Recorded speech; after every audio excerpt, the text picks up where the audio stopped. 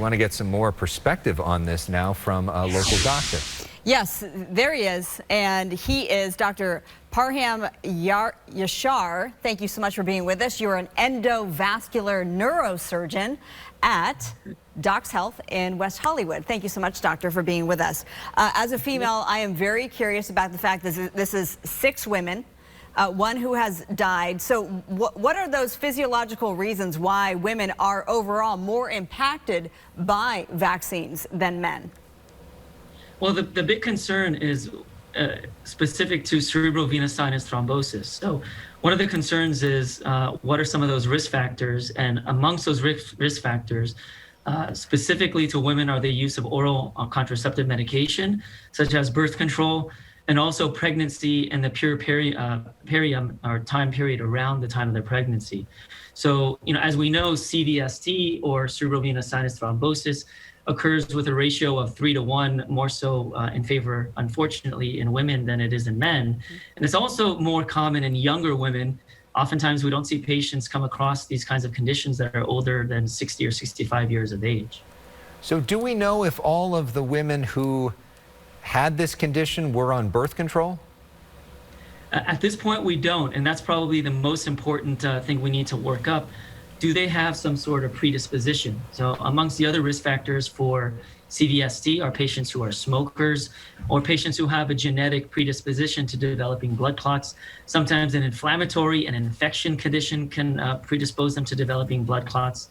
There's so many questions that are left unanswered at this time, and I think the FDA did the right thing by saying we need to look at this a little bit more in depth and investigate it much further before we start continuing with the rollout of these vaccines. Just as a follow-up to that, is there any reason that men should not be allowed to take this vaccine if what you're describing is basically a female condition? Well, it happens to both men and women. 75% men, 75% women, 25% men. The bottom line is that this is a pretty significant concern, especially because CVST can be life-threatening and even life-ending. We don't talk about strokes that occur in veins very often. We typically talk about strokes that occur in arteries or blockage of an artery. This is much more concerning because it could have the potential to be a silent kind of issue. Patients can present with headaches, which many people in the United States and across the world experience, and not realize they may have a much more severe, much more concerning and life-threatening condition. Well, the concern now for those people who are watching tonight and who recently got the J&J shot, what do you want them to know? I would say be aware, be mindful of the symptoms that you're experiencing. Probably the biggest thing that we can take home from this announcement is awareness and an increased ability to diagnose potential conditions.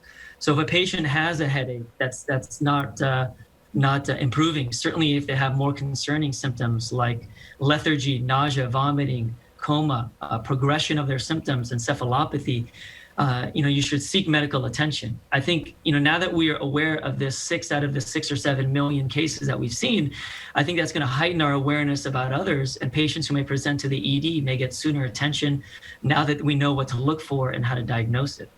Are you concerned about the issues surrounding vaccine hesitancy, which was already a concern before this, and now folks will hear this and say, see, I was right. We shouldn't trust these vaccines. What do you say to those folks? Well, I say, everything is about risk. When we look at medicine especially, we try to balance risks versus benefits. The long-term goal is to improve this situation in which we've started last year with the pandemic. And for the greater good of the entire world and all of our populations, clearly vaccines have shown a benefit. The question is there something that we need to be aware of? Are there certain conditions, maybe the fact that this virus is different from others? This is an adenovirus or adenoviral vector vaccine. This is not an mRNA vaccine like the Pfizer, BioNTech, or the Moderna vaccine. So certainly this is a small and very rare condition. I think the most important take-home message is for all of us not to panic. Obviously, be aware of the symptoms, seek medical attention, especially if you're having headache or progression of symptoms. And again, this is rare, but it's important to be aware of it. All right, well, we'll leave it right there with the most important message there from Dr. Parham Yashar. Thank you so much for being with us. My pleasure. Thank you guys so much.